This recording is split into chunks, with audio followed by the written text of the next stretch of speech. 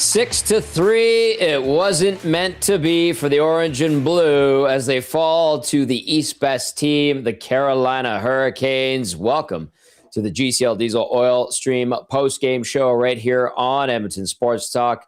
Tom Gazzola inside the EST Satellite Studios in beautiful downtown Edmonton, just outside of Ice District. We've got Benny Thomson back at EST Global HQ. Matty Kassian, one final time, is our game analyst. Bittersweet night for us at EST. You can join the conversation. Text us 780-218-9999. Get into the nasty chat as well. I'm seeing a lot of discussion, lots to get to as the oil fall.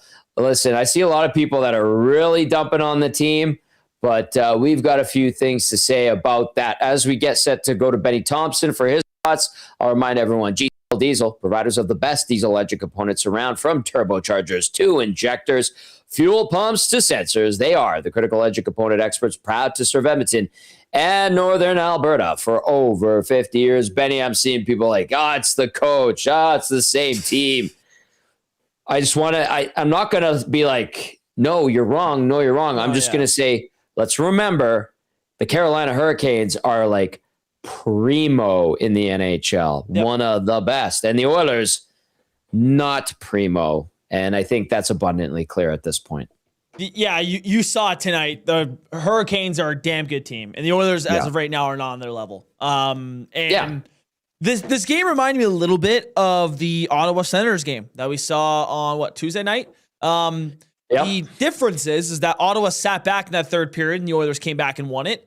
This Carolina Hurricane team is too good to be sitting back. They play aggressive. They're in your face, tight checking, and they kept that same play style throughout the entire game. Sure, the Oilers had their goals here and there, and it's clear that goal scoring isn't the problem here in Edmonton. It's keeping the puck out, which the Oilers failed to do again tonight. I'm not going to sit here and scream that the new players aren't doing anything, because it's it's their first game with a new team and new systems and all that stuff. So it's going to take time for those guys to gel in and figure out their, how the system works here. But as of right now, that was the same game we've been seeing here for a while. It's high flying action that, the Oilers can't outscore their problems against an elite team in the NHL and the Carolina Hurricanes. So, to me, I'm not I don't even feel the need to be screaming and hollering about how bad this team sucks. I don't know. This was another Oilers loss where it's they got outbeat. They got outdueled by a better team probably tonight. So, one thing I will say, I thought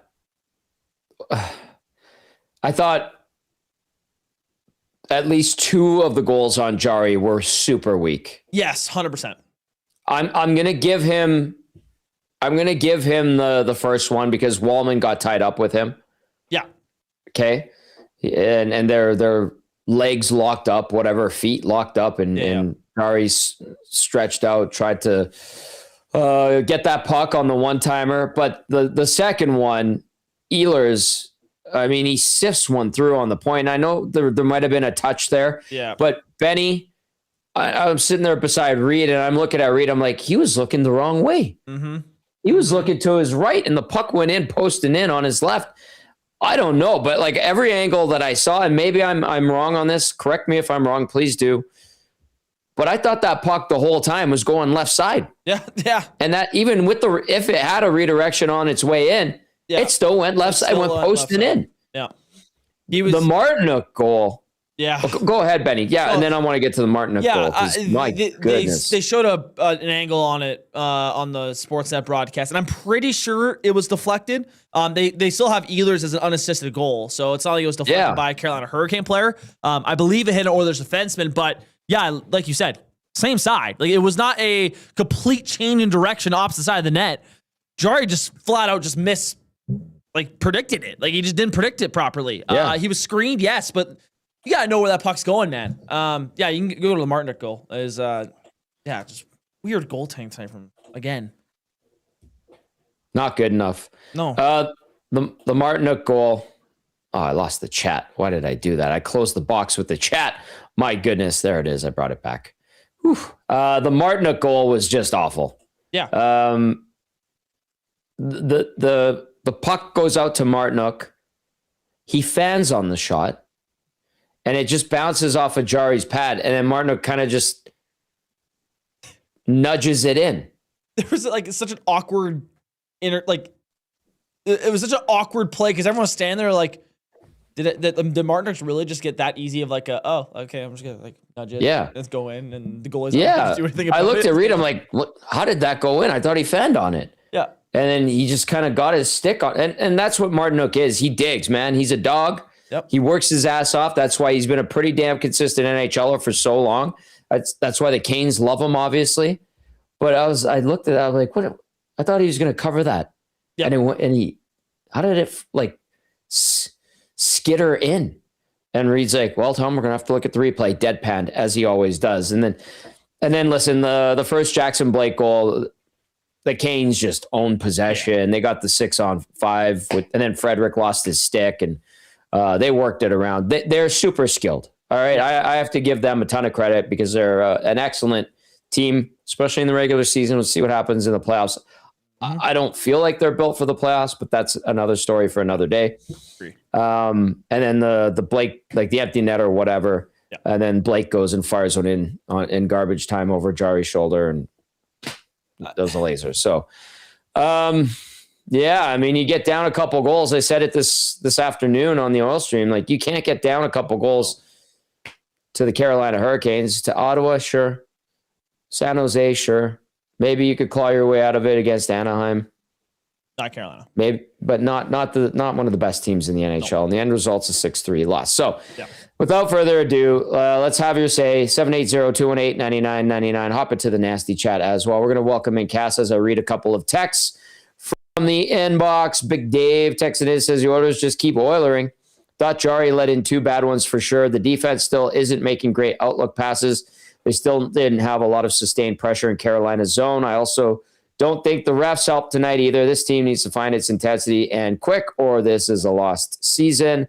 Mark from Hope says the Oilers don't look like a playoff team right now. Never mind a cup contender. Cass, always enjoyed your analysis and viewpoints. Enjoy your next chapter. Blessings from Mark out in Hope. And then Scaro Sports Bar. Oh, Tommy, what did you think of the elbow McDavid did on Hall and Hall yelling at the ref from Scaro Sports Bar? Kind of liked it.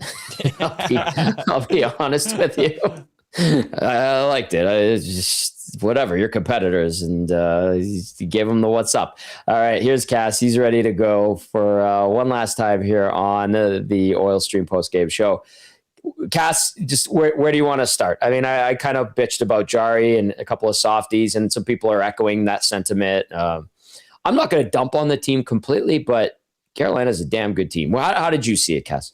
Yeah, Carolina's a really good team. It wasn't a write-off game. It's not one where I watched and I was like, oh, they're so far out of this that there's no way they could ever beat a Carolina. But in watching it, I was like, Carolina knows who they are. And at times Edmonton still doesn't know who they are as a team. There was moments that Edmonton played well. I thought there were some good things. The killed penalties was good. Penalty kill looked good. I thought Murphy actually looked pretty solid. Goaltending, as already mentioned, was shaky today for the Oilers. So there's still some warts there. And I didn't expect that they would completely go away, one game into the new era of having 2 new players, really, or 3 new players, I guess. I don't want to forget Doc in there as well. But in having Dickinson and Murphy and Doc in the lineup, I wasn't like, well, it's all of a sudden going to change. But there were some good things. Carolina's a really good team. Yeah. If there's one thing that jumped out in watching them, I was like, Carolina's a good team. I saw some people in the nasty chat throw things about, well, oh, man, you got 16 shots against. And I'm not even like, oh, that was Edmonton not being very good. I'm like, no, that's just Carolina's really good in their own zone. And they play aggressive in their own zone too. And they play as a unit. It's not just one guy being aggressive. It's everybody being aggressive. But yeah, so yeah, I'm disappointed that they lost, but it wasn't like the sky is falling, they're nowhere near this other team loss. It was like, no, Carolina's really good. It was I think a good measuring stick for all of the Oilers, new ones included, to look at that and say, hey, Carolina's a really good team. This is what we have to be ready for. We gotta get better here. So I'm hoping it's a motivational type game and a big learning game for the Edmonton Oilers. I thought this was one of the toughest games McDavid's had to play in the past little while, outside of Olympics. Like, we're talking NHL games. Like, to me, I thought he was fighting it tonight. You could tell they made it a mission to make it hard on him. And I understand. I'm pretty sure he ends up with he only had 1 assist today, but I mean, you could see it. Just that top unit. I know there's a lot of hate for Chris Knobloch right now, what he's doing right now, and I understand some of it.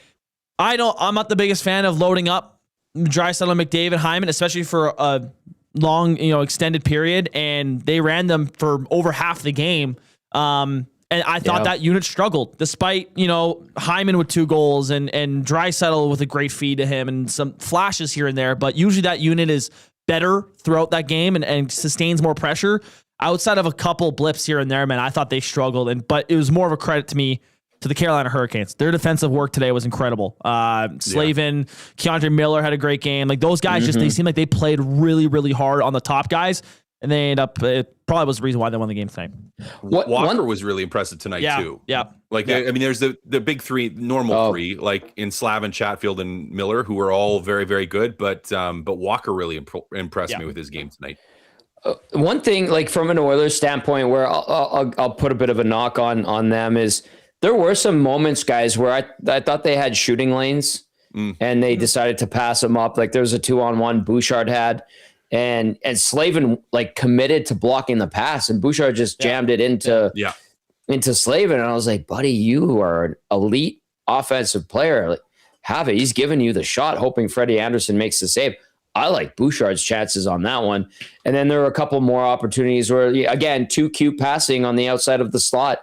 I thought in the first period, I think Podkolzin was one of those who made a decision like that. And I think maybe there was one with Draisaitl where the same thing happened. He had a shooting lane and they're still looking for the pass. I don't know if those shots, if they take them, are going in. I would think that if Bouchard took that shot, pretty good chance it goes in, and the other guys maybe.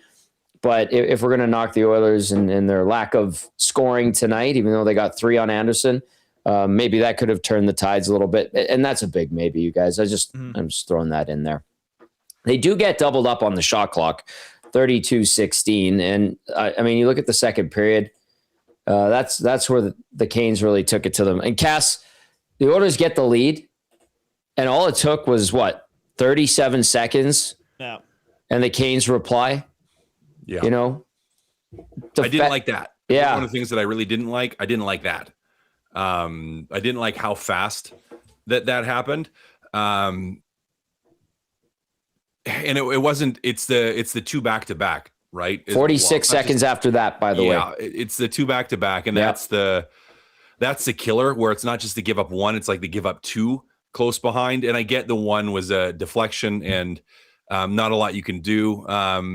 I mean, and tough in that because the play starts with it on your stick. Yeah, I think that was Roslovic on the wall that had the puck and just loses a handle on it, and all of a sudden it's in your zone, or stays in your zone. And one of the old Oilers issues that we've seen quite frequently the last little while, and that you had 3 guys go to 1 guy and just letting a player just walk right in and got to Spear. I mean, say what you want about him as a defensive player, he's still got some offensive chops, and he can still shoot the puck, and he rips that one. Yeah. Defensively, boys, what did we make of this team? I know they got caved in at times, especially that second period. I think the Canes pumped 18 shots on the Oil in that second. It was 18-9 in the second period. But how do you think, Connor Murphy looked, and how did he mesh with Wallman when he was out there? What did you think of Jason Dickinson? I mean, a pretty honest player from what I saw. And then even Colton Dock, who hit the post in the second period as well. Cass, how did the new guys perform in their first game with their new team? Yeah, good things and learning things. I think I really liked Dock's physicality, and you could see that. Like, the guy likes to hit, and wants to try to hit, and that's something the Oilers haven't had a lot of. So I appreciated that, liked that in his game.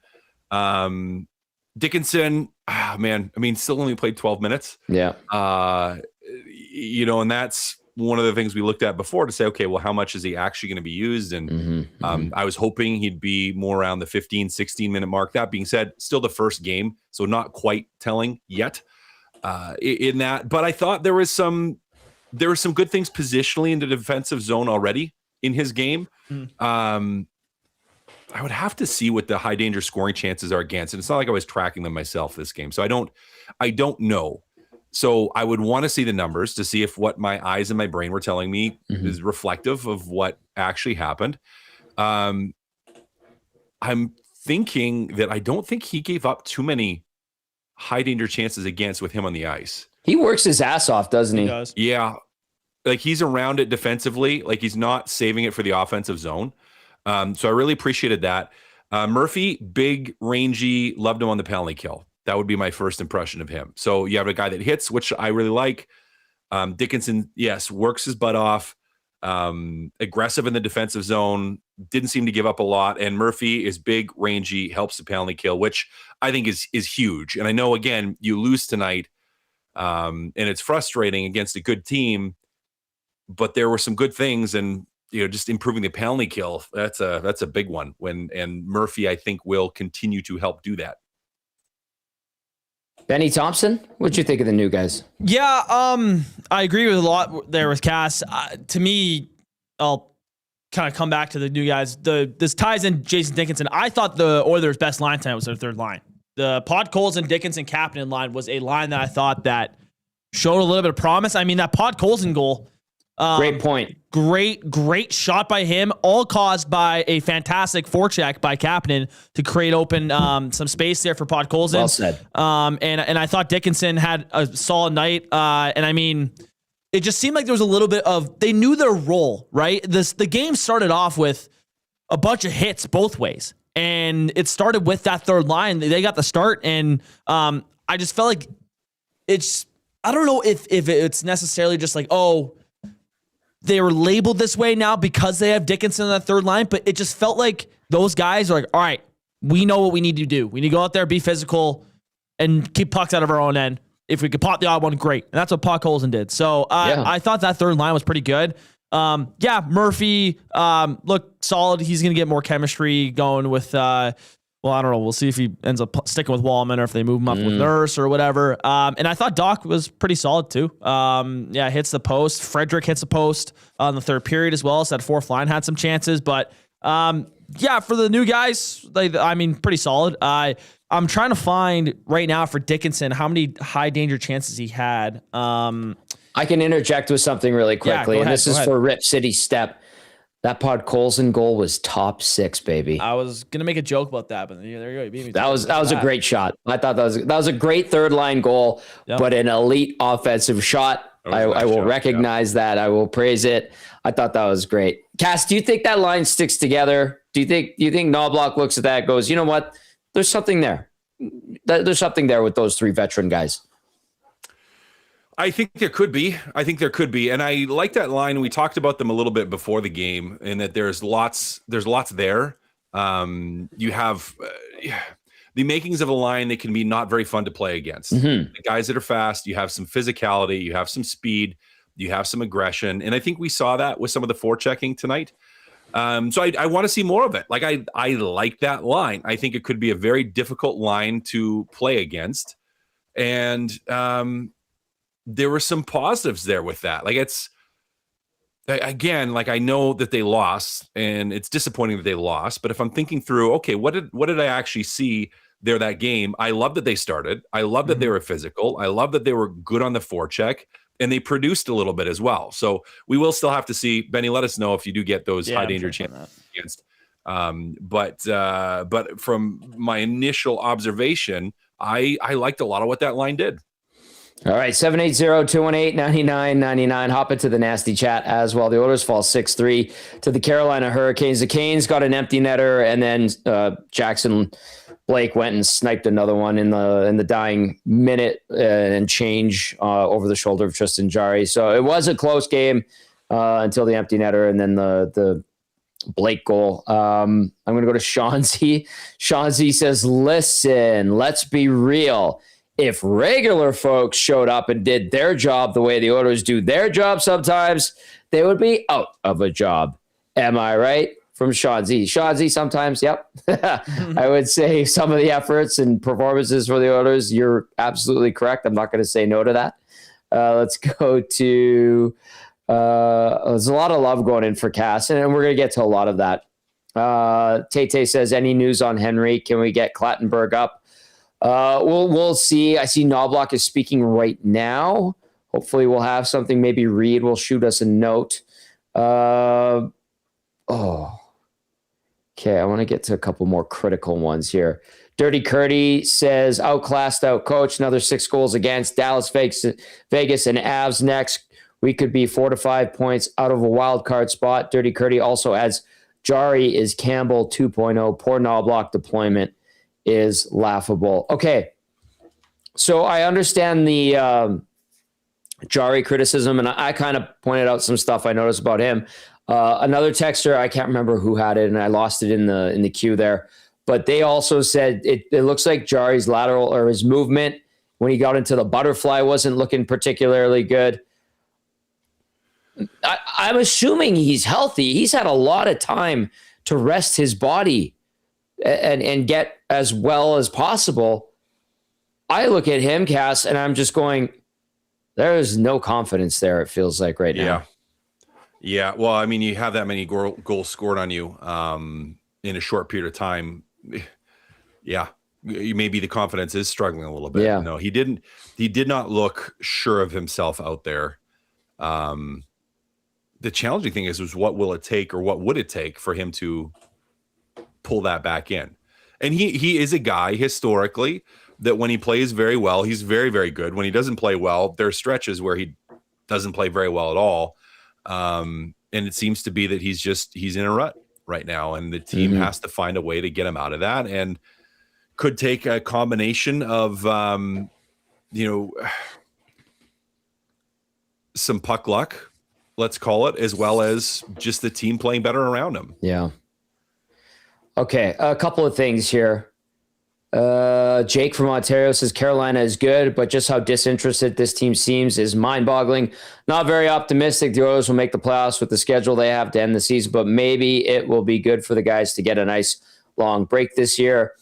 And then I have seen some thoughts about Jarry. Huntorio Momes is one of the people bringing it up. Says, TG, is there any truth to Jarry butting heads with leadership, particularly Nurse? Now, I talked to Rashog about this, and I think Bob brought it up on his show, is what I understand. And I didn't see it, but the way Shoggy explained it to me, there was an exchange on the ice, and Ryan didn't think it was anything crazy.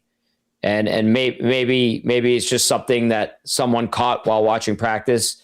If something was said or whatever was said, I feel like it's okay when there's. Yeah, Cass, I'm going to give it. You're better to handle this, but I feel from what I've observed in my time, 18 years covering this team and growing up playing hockey, like it's crunch time, and you need guys to all be pulling in the same direction as hard as they can to get you into the postseason, playing the right way. So I don't mind stuff like that if it's not over the line. But Cass, you played in the NHL, you played pro hockey. What's your take on this? Well, Tommy, you got a brother, right? I have 2 of them. They're little assholes. Yeah. And I love them. Yeah. Very much. Do you ever get in fights with them and disagreements? Yes. Yeah. It is going to happen. You're going to get in disagreements with people, and you got to hash it out. Now, ideally, it's not hashed out in front of everybody, but sometimes that's just the way it goes. Like I mean, they could have been disagreeing over Nurse shot too high in him last practice. That happens. And Jarry was I've like, seen it. Dude, quit firing him by my ears. Like, I don't need that in practice. Right? Like that could be the discussion. There's so many, or maybe, I just about got into it with Anton Khudobin because I didn't feel he was trying hard enough. And so I started ripping pucks by his ears in practice. Then he shot one at me, and then I went after him. Like that stuff happens sometimes. And you work it out. Now, again, there are lines in that. You can't have things blow up into bigger issues, but you're going to have mild frustrations. You're going to have things to deal with. So I don't read anything into that yet. Like and by all accounts, from everything we know, neither of those two guys are guys that are not liked, that have had significant issues with other players at a high rate of frequency. Like there's not that there. So I don't read into that. And I'm certainly not going to read into that and be like, oh, well, Jarry hasn't been playing that well. And that's why he's frustrated. Like it could have been like maybe he parked next to him and didn't give him enough space in when they parked in the morning before practice. And he's like, dude, like quit double parking. You're taking up all this space. Like you just don't know. And so to speculate in that is I'm just kind of like, whatever. Like until it actually manifests into something that we can tangibly observe, having a little spat and disagreement and maybe some heated words, maybe a little bit on the ice, it's whatever to me. That brings up a couple of stories I can recount that I was there firsthand for in my time.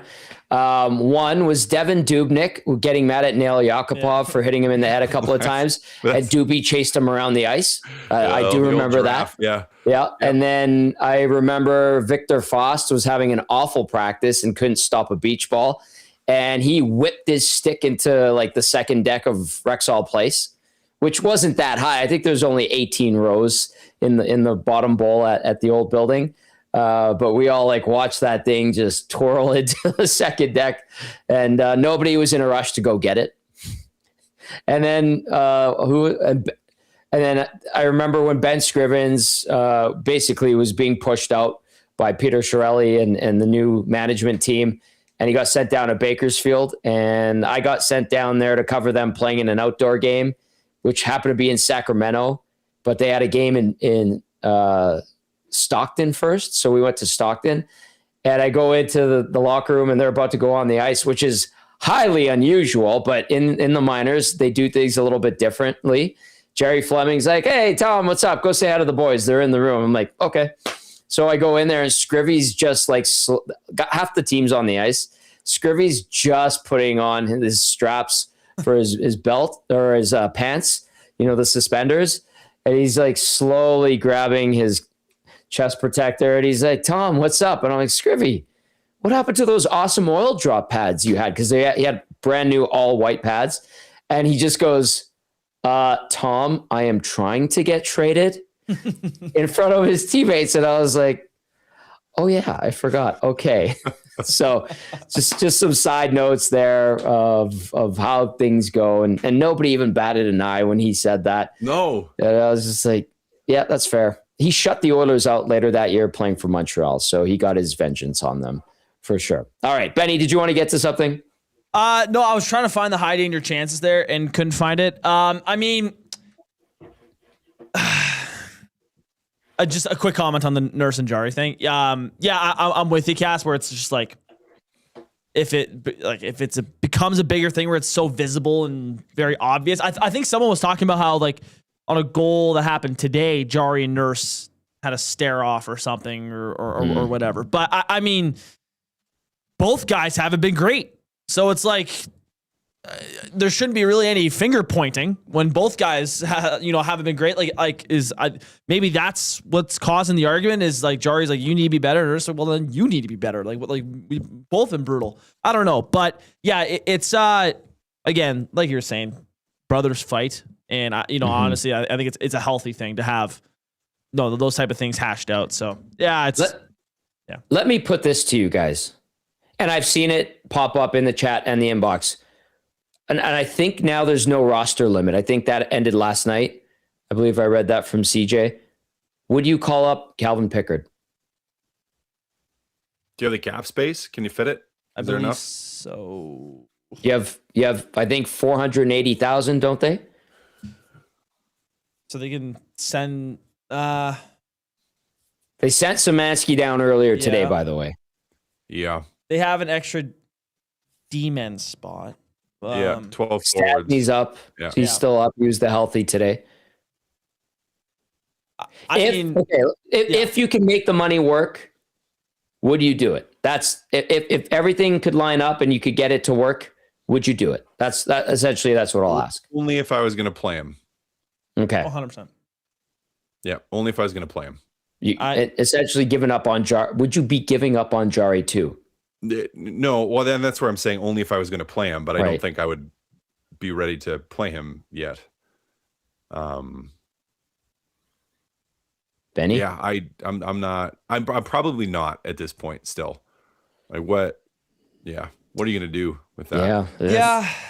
I mean, he had a pretty solid stretch before he got sent down. And I can't remember what postgame we were discussing this on, but like obviously before the deadline, like we were talking like, what if the Oilers just trade and get rid of Jarry and bring up Pickard? Like that's their fix for goaltending. But obviously, didn't think that was going to happen, and it didn't. But see, it would just be such a horrible look on. Oh yeah, management. No denying that. And trust me, I see all the comments, and we've talked about it. Like it has been it's been bad juju around this trade. Okay, there's been a lot of bad talk around it. I wasn't a fan of the trade the day it happened. I think a lot of us, were skeptical of it. And I think the reason why, at least for myself, why I didn't like that trade was because you watered down your defense and swapped your goalie for a guy you're not sure is better than Skinner. I've always said, if you're gonna make that trade in net, make sure it's a guy that is better than Stuart Skinner. And you couldn't convince me at the time that Tristan Jarry was that much better than Stuart Skinner. And I think we're seeing here that it's more the system that they play, or the guys in front of the goalies are the problem more than the goalies themselves. Not saying that Jarry has been fantastic, because he's been bad. I think both goalies struggle at NHL starting level, I'll say. But it would look really tough on Stan Bowman with how long has it been? I think it's mid-November is when they made the deal. Early December. Yeah. It's been, we're about to hit 3 months since that deal. Mm-hmm. And then you're giving up on the guy you took your big swing on. Yeah, it would be really tough. I mean, I wouldn't mind it. I'd be curious to see what happens, but yeah, I think it's too late in the season to make that type of decision now. I think they were going to roll with them. Okay, I'm gonna rattle off some stats here, and then we're gonna read some texts, and then get Cass's final thoughts as the Oilers drop a 6-3 decision. Here's Jarry's latest body of work. I'm just gonna ramble off a few of his last performances. So tonight, 5 goals on 31 shots. His last start, 5 goals on 25 shots against Anaheim. Got pulled in the third period, remember? And Ingram had to go in. I think there was 10 plus minutes left in that game. In Calgary, 4 goals on 25 shots, picked up the L there. In Minnesota, or versus Minnesota, January 31st, 5 goals on 20 shots, lost that one. Horrible night for the Oilers. And then against Anaheim, again, 4 goals on 41 shots, picked up the win. Versus Washington, 2 goals on 15 shots, picked up the win. And then 6 goals on 23 shots versus Pitt. Lost that game. 2 goals on 17 shots versus the Devils. That was the last time the Oilers played in a 2-1 game back on January 20th. So it's not great right now, numbers-wise, for Jarry. And then I'm going to go to Swainer here. Brian Swain always sends in great stats that he digs up. He sends in a couple tonight.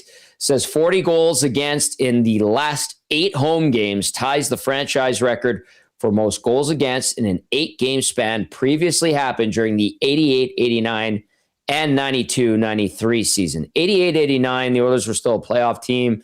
Obviously, the fallout of the Gretzky trade, they still had all kinds of Hall of Famers on that team. Jimmy Carson was pretty good too. And then they bounced back the next year and won the Cup. 92-93 was the beginning of the collapse. They had gone to the conference final in 91 and in 92, lost to Minnie in Chicago. And then 92 and 93 is when the wheels really start to fall off. 92, 93, 93, 94, 94, 95, 95, 96. They missed the playoffs 4 straight years. and then they made it back in 96, 97. Swayner adds 56 goals against in their last 12 games. That is most goals against in a 12-game span since 94, 95, which was a bad lockout shortened season for the Oil. In their last six losses, the Oilers have given up 15 goals within 4 minutes of having scored a goal. And tonight, they scored to open things up on a really nice play by Connor McDavid, feeding Zach Hyman, who goes bar down on the backhand kids. And then 37 seconds later, the Canes tied it. And then 46 seconds after that, the Canes took the lead and really didn't look back. So, Cass, when I rattle off the stats that Swayner sent in, what's the most alarming, or how do you interpret all of that? I mean, I interpret it all as that the team needs to play better defense, because what that tells me is Skinner's numbers weren't great when he was here. Pickard's numbers weren't great when he was here. And when the team was playing better, guess what? Skinner's numbers looked a lot better and Pickard's numbers looked a lot better.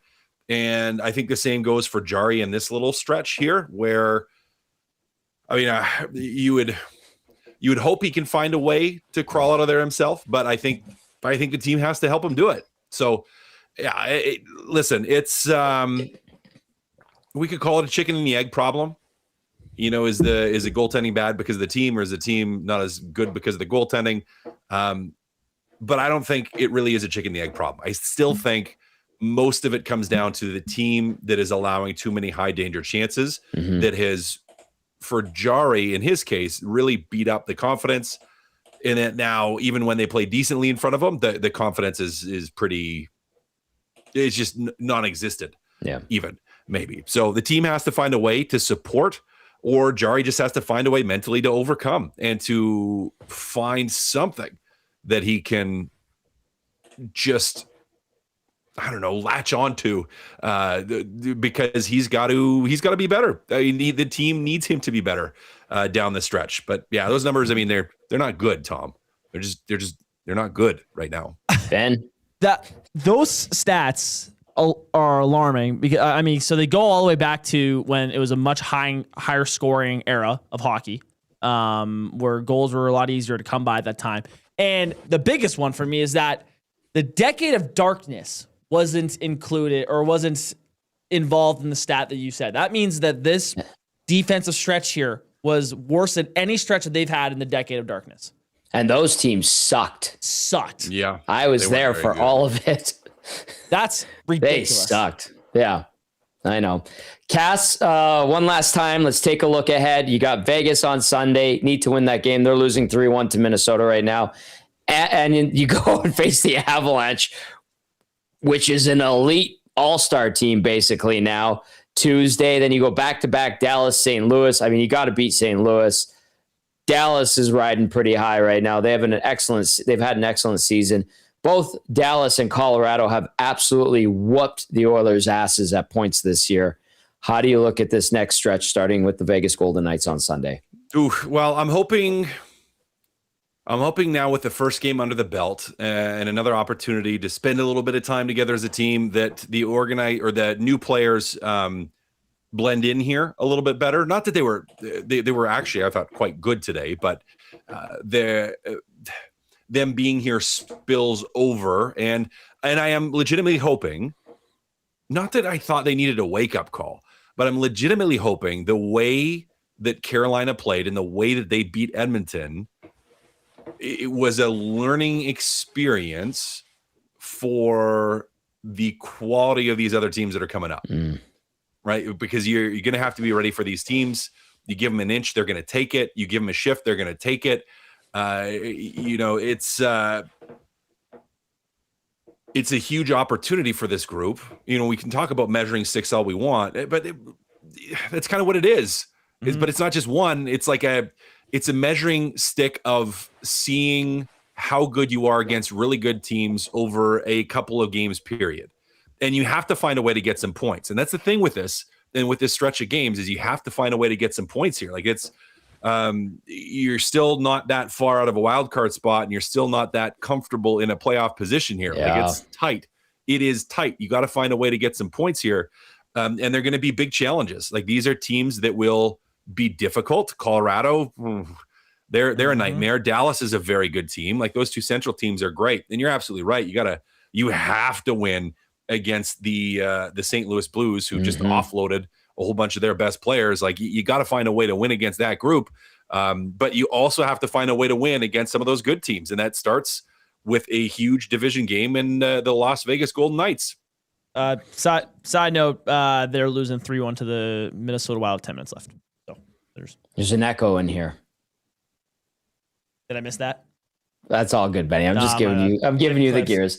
That's a good update because they're trying to press and cut the lead in half here. 10 minutes left in the third period, and you're busy. Yeah. All right. It's the GCL Diesel Oil Stream post-game show. The Oilers fall 6-3 to the Carolina Hurricanes. Tom Gazzola, Matt Kassian, Ben Thomson with you. I'm going to read some text here. Babbage Stash says, I'm going to miss you, Cass. Wake me up when September ends. Needs to play at the end of this bish. Let's see. There's been so many good ones. Big Dave says lots of love for the legend Matt Kassian. It's been an absolute pleasure for all of these years listening to him break down games and muting himself on two guys and a goalie. It will not be the same not having his analysis to help us get over a tough Oilers loss. Nobody can trash analytics or champion Stu Skinner like he did, and he will be missed. Best of luck with the future, Cass. Don from Edmonton texted in. Hi, Don. Says, good evening. We will miss you, Cass. Always appreciated your insight. Best wishes on your new adventure. Sincerely, Don from Edmonton. Bad Andy says, all caps for Cass. Best wishes and thanks for the great run, dude.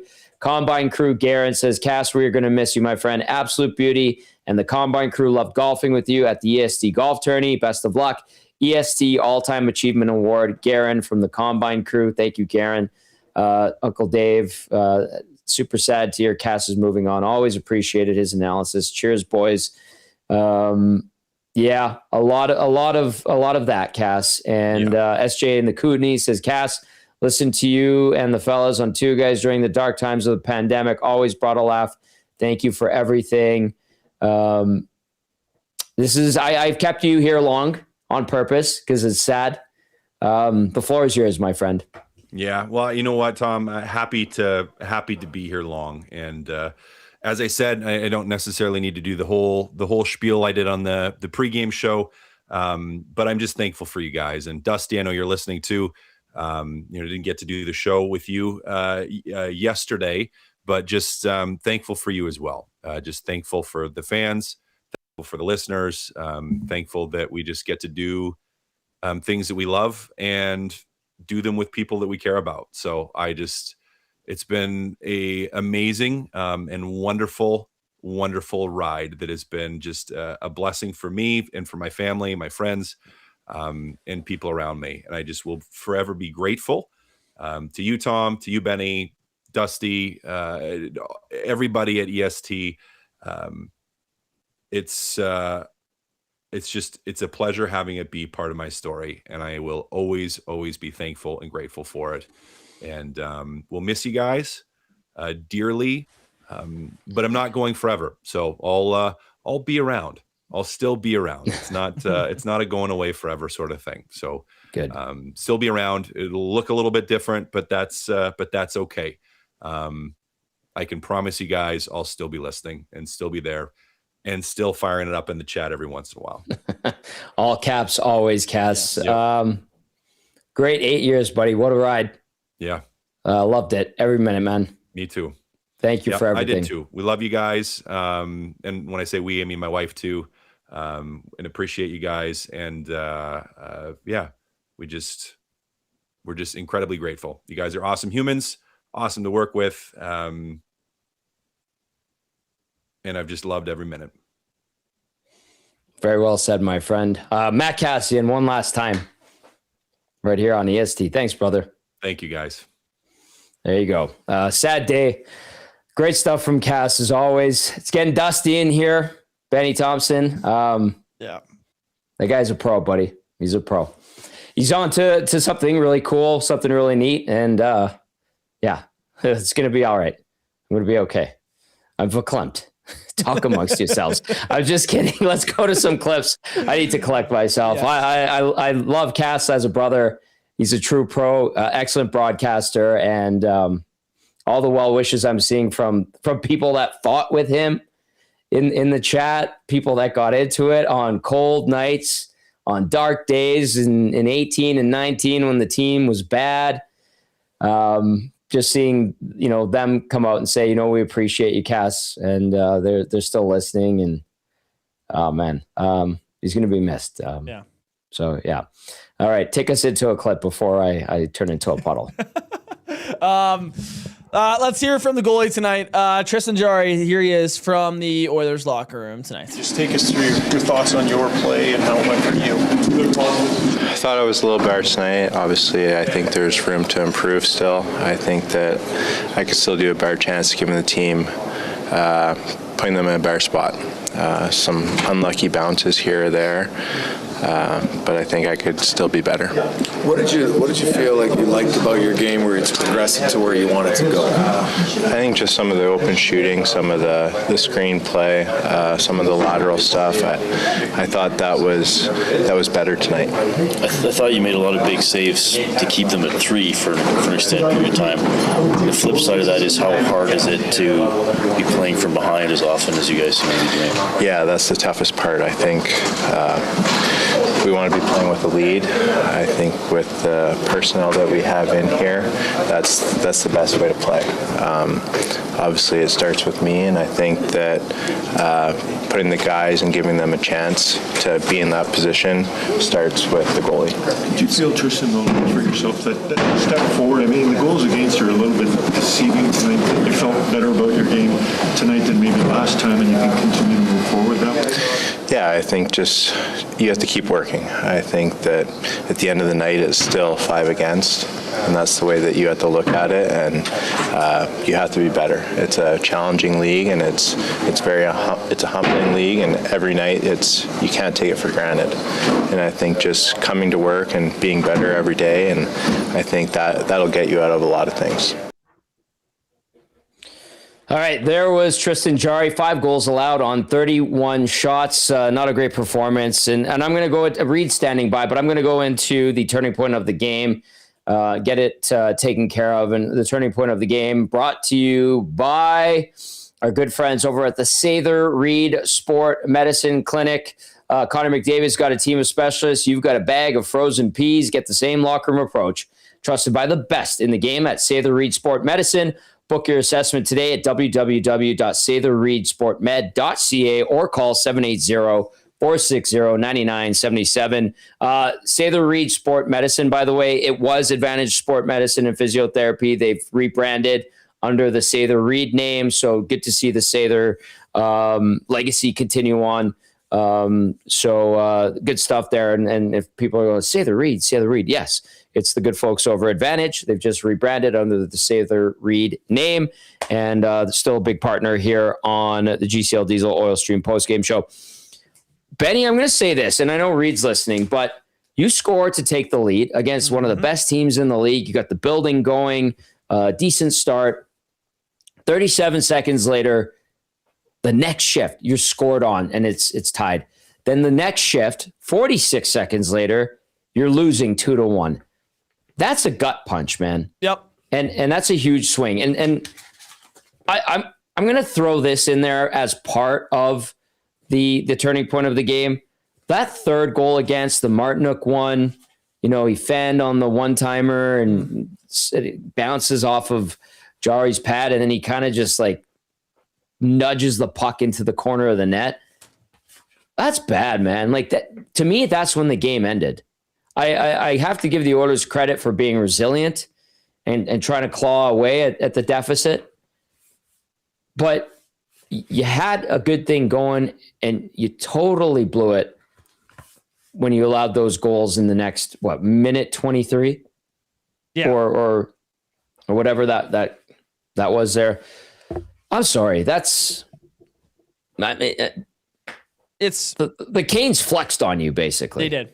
But you kind of, and your goalie didn't help you. But that to me is a turning point of the game. I'm sorry.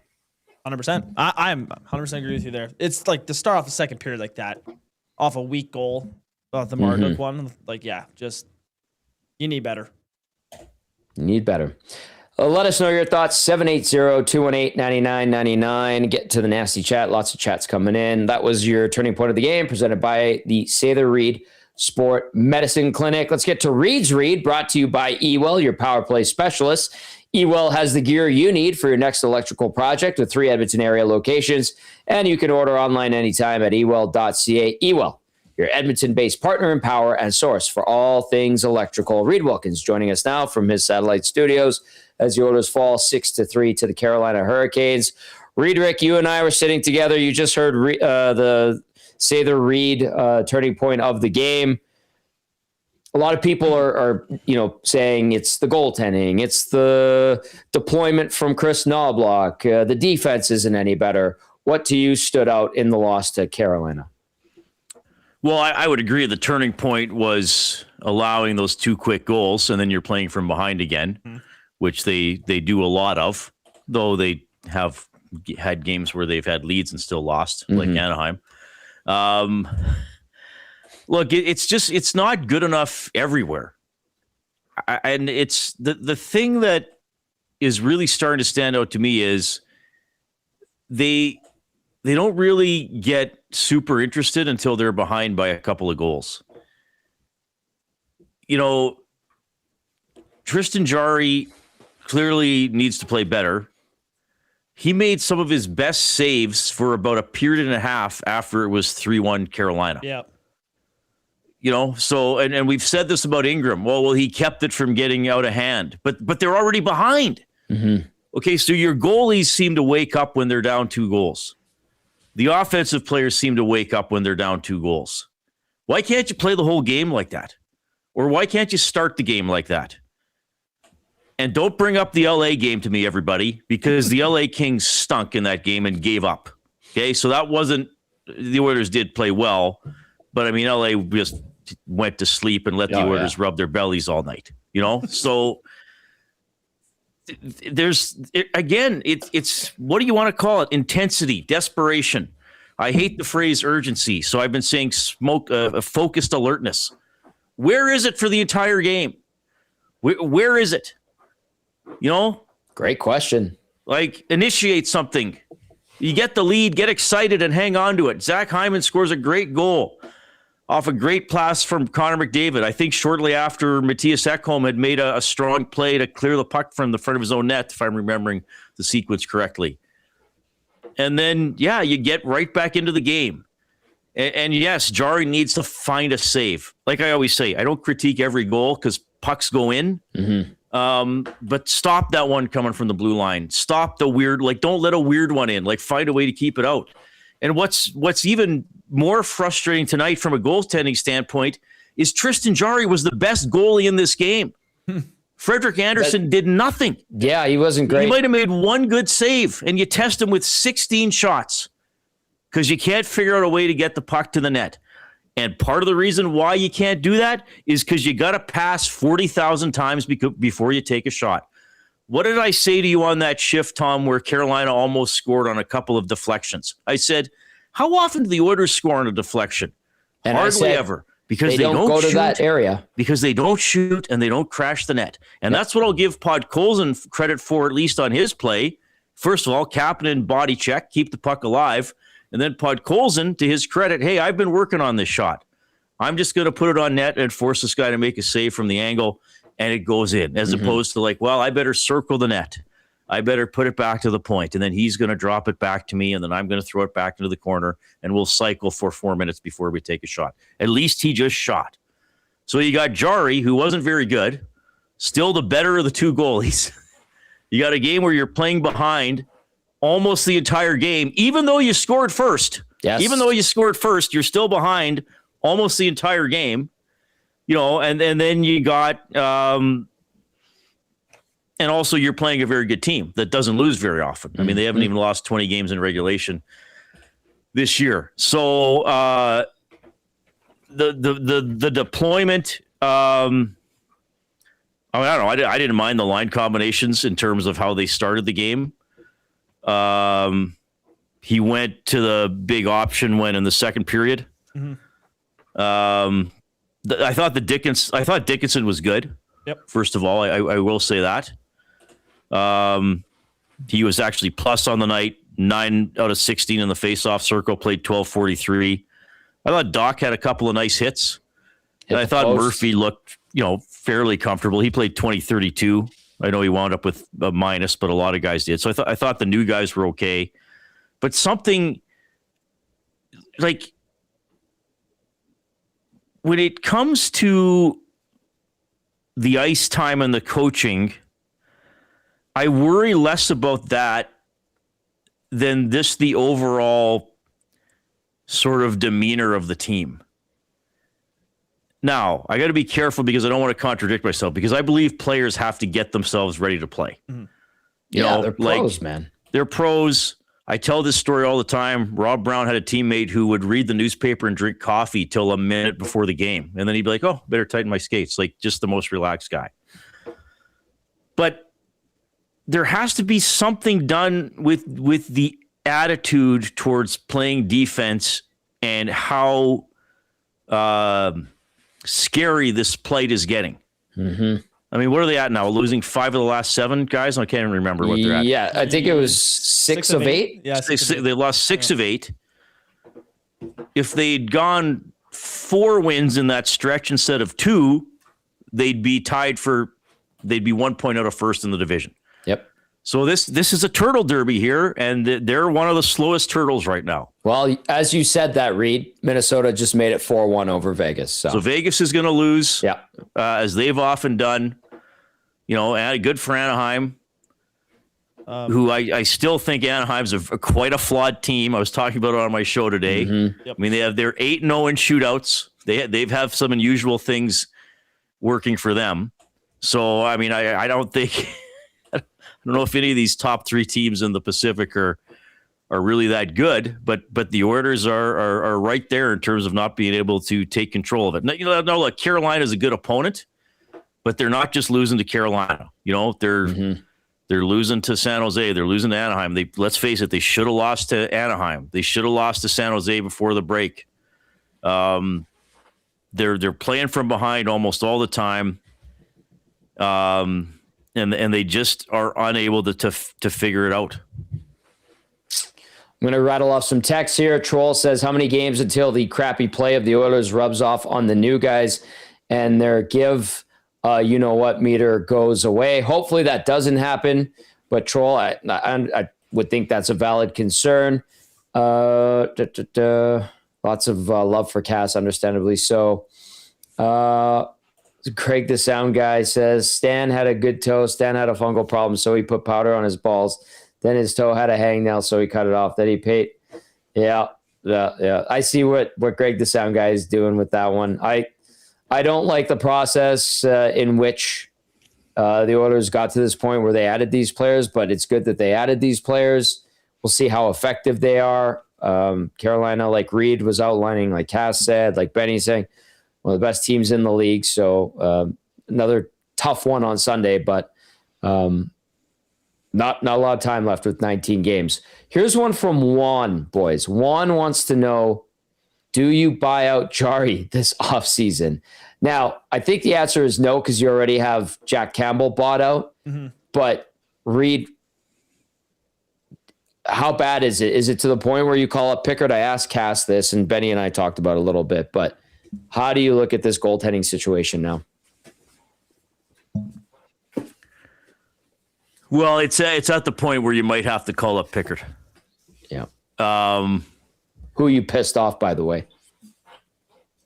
I did? No, not you, but the team. Oh, sorry, you meant...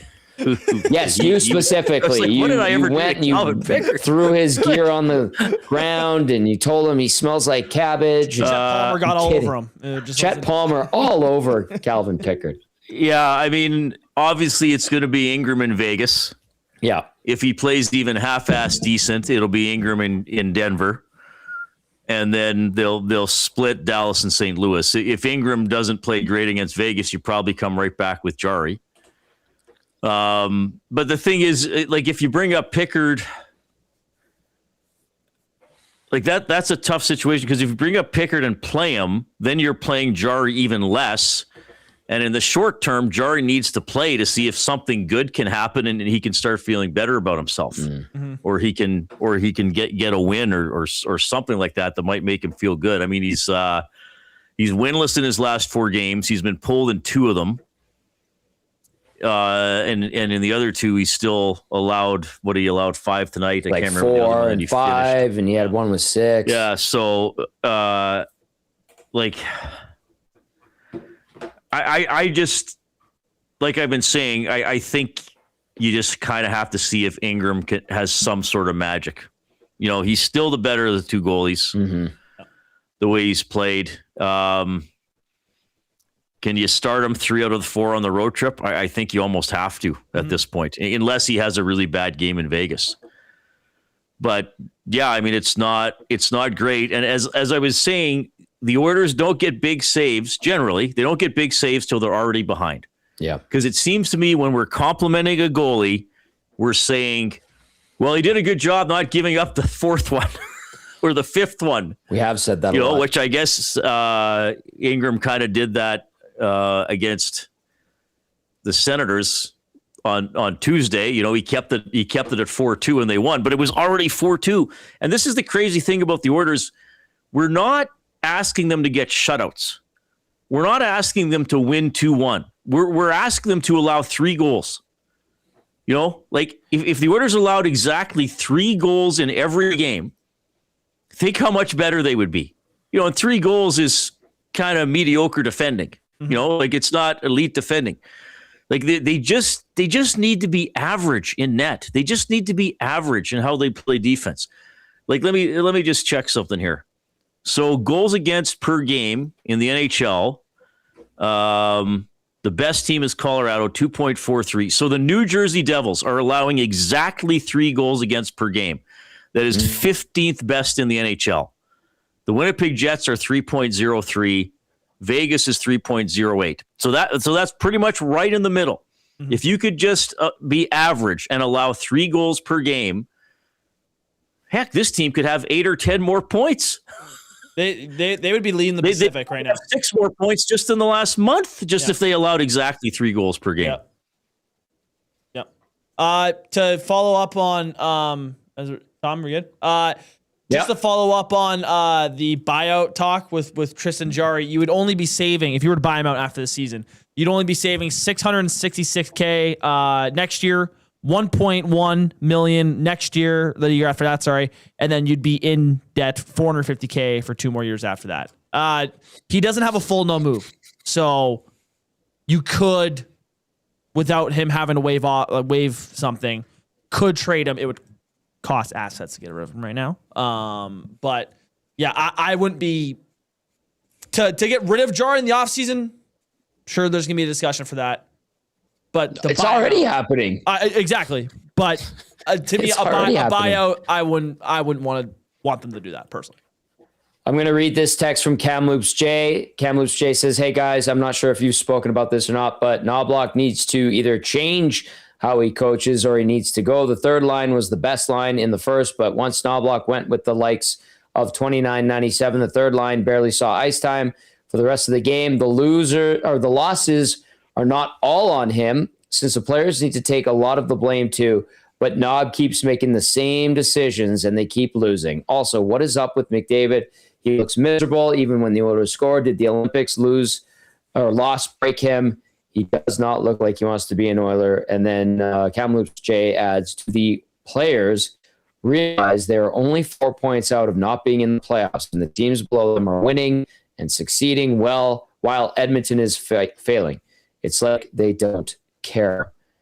Lots in that text, the 2 texts there from Kamloops J. Okay, well, first of all, I agree with that. Knobloch goes away from depth lines too early, sometimes even if they're playing well. Yeah. If they're playing crappy, then quite frankly, too bad. Then you might get benched and you have to sit and watch Connor and Leon play keep away. But yeah, I mean, Dickinson played 12. Wasn't Dickinson playing 16 minutes with the Hawks? Off the top of my head. Yep, I think it was. So you could have played that line more for sure. I would agree with that.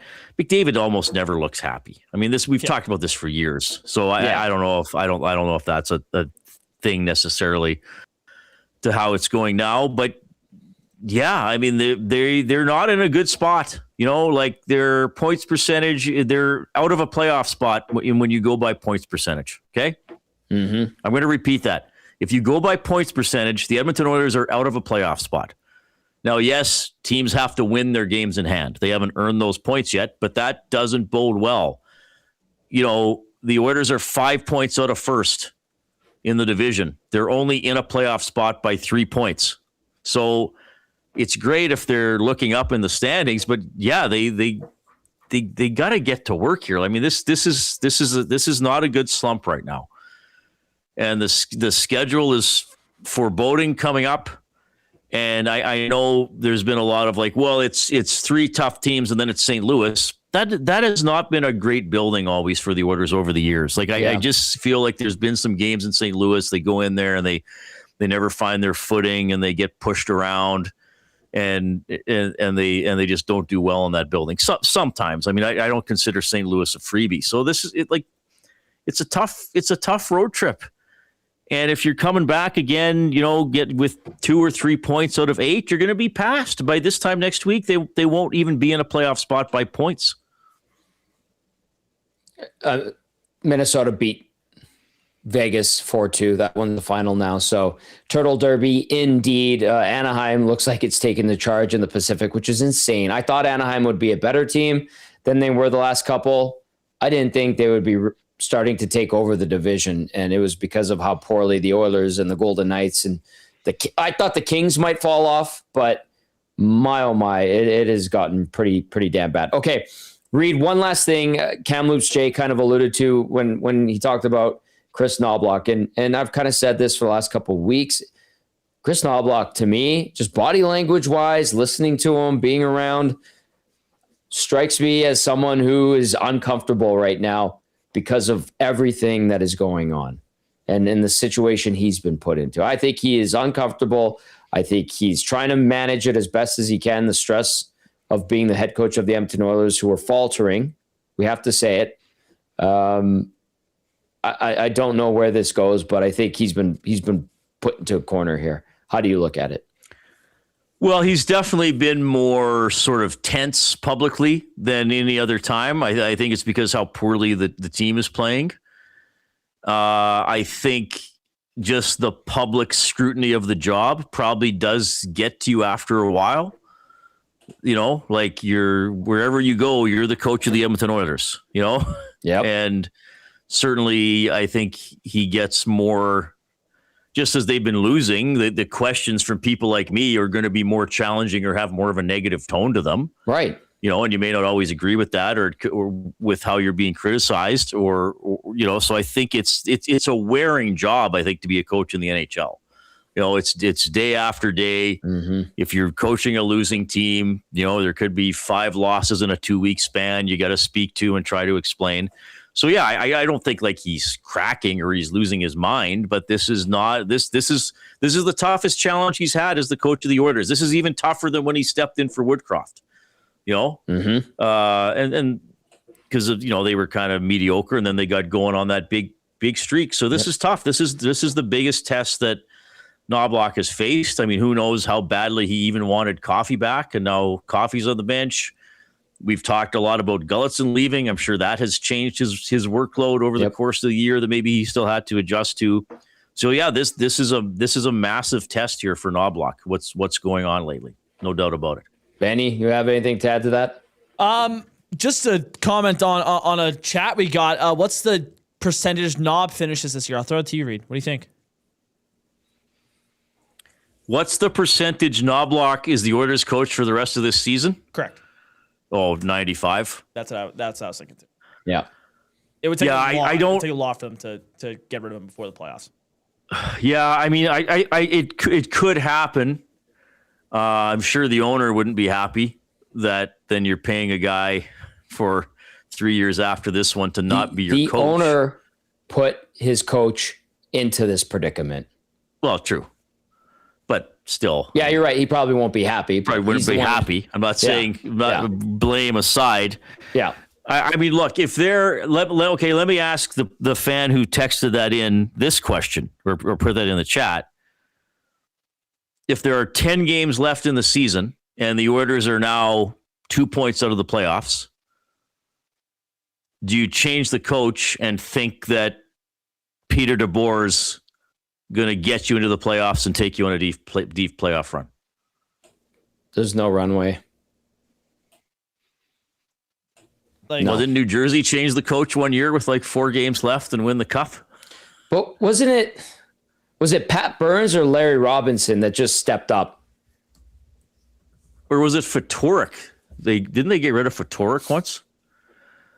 Let me see here. But they weren't solidly in the playoffs at that point? And I know that was weird. Robbie Fatorik was fired March 23rd, 2000. Larry Robinson took over, and they won the Stanley Cup in 2000. And that's such an anomaly. I know. Wow. They had so many. Well, anyway, I don't. I'm just I mean, not Bowman's brought in coffee. Now he's changed some players. Yep. Is he going to be desperate enough to change the coach in the final 4 weeks of the season? I could see him being that desperate because they've basically made every move that you can make. New goalies, new forwards, new defensemen, put the guy who's second in command back behind the bench. They're pushing all the buttons, whether or not it's the right time or the right move. They're hitting them all and hoping something works. That's how I would describe it. So maybe they do that, but I think it'd be insane. Now I want to check. The New Jersey Devils were 41, 20, and 13. They were a good team. When they were well coaches. into the playoffs. Yeah. Something. They were going to be a playoff team no matter what. Yeah. So they must have just gotten fed up with Fatorik and just didn't want to play for him. Something to that effect. That was I can't remember the whole story, but that was so they lost the game 5-0 to Carolina. So their record was 41, 20, and 13. Then they changed coaches. So Robinson coached the final 1, 2, 3, 4, 5, 6, 7. He coached the final 8 games of the regular season. Yep. And went 4-4. Then they swept the Panthers, beat the Leafs 4-2. Was that the Domi Niedermeyer series? Beat the Flyers in 7, came back from 3-1 down, and then beat the Stars in 6. Jason Arnott. That's right. That was a huge game winner. And 03, Pat Burns was the coach, correct? Yeah. Yeah. Yeah, they had 3 different head coaches for their 3 cups. Lemaire, Robinson, and Burns. Yeah. They made it work somehow. All right. Great stuff tonight, Reid. I liked sitting with you very much. Yeah, it was great watching the game with you. I know he's not on, and I know I got to talk to him, but we'll miss Cass on Edmonton Sports Talk, but we're still going to talk to him and see him. So that's the positive about all this. But he was absolutely an outstanding colleague. Well said, sir. As always, enjoy your weekend, my friend, and I will see you on Monday. Yeah, take care, guys. There's Reid Wilkins with Reid's Reid, brought to you by our good friends over at Ewell, your Edmonton-based partner in power and source for all things electrical. Check them out, ewell.ca. All right, Benny, it's time to get to the player of the game. That is all you, my friend. Alrighty. Damon Bunting, real estate player of the game. Damon Bunting has been a consistent top-producing realtor in the greater Edmonton area for over 18 years. He and his team would love to help you find the right home or make the move from your current home. Community-driven, he understands what it takes to make a difference in our city. Check him out on damonbunting.com or visit his Instagram at Damon Bunting Real Estate. I don't know if I've done this year, but I'm going to do it. I'm going to spread player of the game to 3 guys tonight. Oh. Mainly just because there wasn't a whole lot of positives tonight. It was kind of just not a whole lot of good. And if there was good, it was very minor. I'm going to give it to that whole third line. Dickinson, Kapanen, and Podkolzin. Kapanen and Dickinson were plus. Podkolzin in goal was fantastic. That was a great goal. Just great shot. Awesome sequence. Yes. The Kasperi captain forecheck off of a breakaway that he had, which was another fantastic feed from Podkolzin from his own end to hit him there. I just thought they were solid all night tonight, and the time distribution that they were given. I would have liked to see some of those minutes go up for them. You're running McDavid 23 minutes. Draisaitl was playing up. What do you get to? 21-27. To me, I mean, not as much for Draisaitl, but I didn't like loading them up and then just running them for the last half of the game, just hoping that they bail you. I thought that third line was generating some offense, and on top of that, I thought it actually kind of slowed down a little bit of the Aho line. Aho is only left with one assist in the game, and Jarvis one assist. So I'm going to give it a third line. Player of the game, spread it out to three different people. Dickinson, Kapanen, and Podkolzin. They're going to get my players of the game tonight. Nicely done. Player of the game is always brought to you by Damon Bunting Real Estate. So many texts tonight. Thank you, everybody who jumped into the conversation. Randy liked one of the early texts where it said, "What did you think of the McDavid elbow on Hall?" And I replied with, "I liked it," and kind of laughed. Randy says that's perfect and laughed at it. Thank you, Randy. Good to hear from you. Thank you to everybody for those texts. Once again, Cass, he reads them, and there's been so many tonight. I know he appreciates it, and we do too. It's been a hell of a run. 8 years him and I have worked together on pre and post game shows, and I will miss him. I hope I get to see him around the rink. It's not like he's going to be gone, but it's different, and it's been a hell of a run, and you're going to see a lot more Belsey coming up. Joaquin's going to fill in, and then we'll see where it all goes. But we're lucky to have a great crew and some great former NHLers on our staff here at EST, and we lost a hell of one tonight. So, again, thank you to everyone with the well wishes for Cass, and it's been a great run. So, one last time for Cass and Benny, I'm Tommy saying thank you for watching. Thank you for listening. We appreciate you. That's going to do it for the GCL Diesel Oil Stream post-game show. The Oilers fall 6-3 to the Carolina Hurricanes. We are back tomorrow morning on Hello Hockey, live on location, local South Edmonton. Come join us 10 to noon, myself, Belsey, and Benny. And then back for the GCL Diesel Oil Stream pregame show Sunday evening. The Oilers look to bounce back. 6:30 p.m. we get going on the pregame show as they take on the Vegas Golden Knights.